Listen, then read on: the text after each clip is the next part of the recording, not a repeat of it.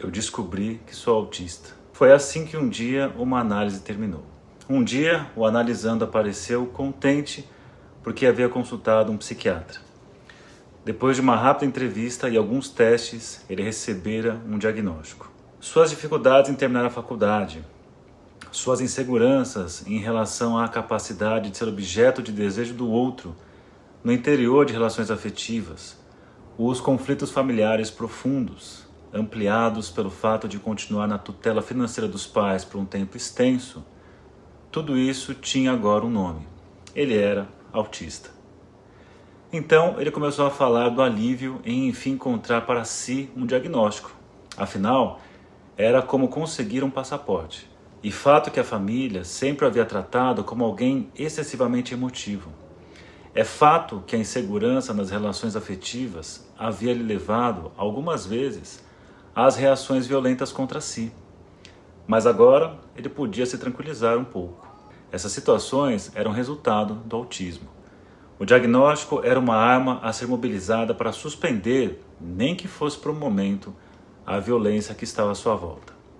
As reprimendas paternas, cheias de rivalidade incontida, as tensões familiares, tudo isso iria diminuir, pois afinal ele era autista e seria necessário mais cuidado, seria necessário garantir um lugar especial, mesmo que esse lugar fosse marcado com sua redução à condição de portador de uma patologia socialmente reconhecida como elemento de classificação diferencial.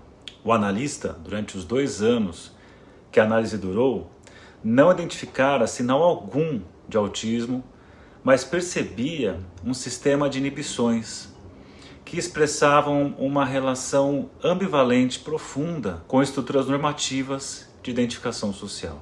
Desde o início, havia ainda esse verdadeiro desejo de diagnósticos que eram fornecidos de maneira mais ou menos expeditiva por profissionais variados, desde sexualidade excessiva a autismo. Afinal, com 541 categorias diagnósticas para modalidades de sofrimento psíquico disponíveis no DSM-5, que vão desde transtorno de acumulação, comportamento caracterizado por excesso de aquisição de itens e incapacidade de descartá-los, a transtorno desafiador opositivo, um comportamento excessivo de quem está realmente raivoso, irritado ou questionando figuras de autoridade, é difícil sair de um consultório psiquiátrico ileso.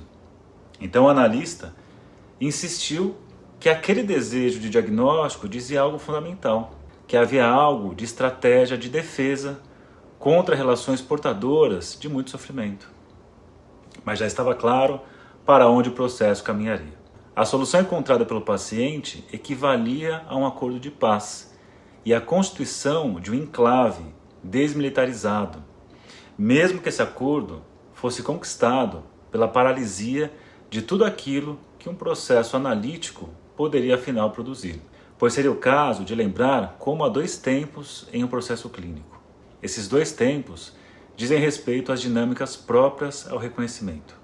E nunca será demais insistir que a clínica do sofrimento psíquico é setor de uma lógica do reconhecimento social. Faz parte dos processos de individuação socializar sujeitos, não apenas através da internalização de normas e de tipos ideais, mas sobretudo através da internalização dos desvios e das doenças. Governar nunca foi simplesmente impor a norma. Governar é organizar as margens, é gerir as formas de rejeição à norma, dar a elas figuras permeáveis às tecnologias de intervenção. Quando ela se coloca nesse lugar, a clínica se torna simplesmente um setor de governamentabilidade social. Esse é um trecho do capítulo Tempo, Vladimir Safatli, Alfabeto das Colisões.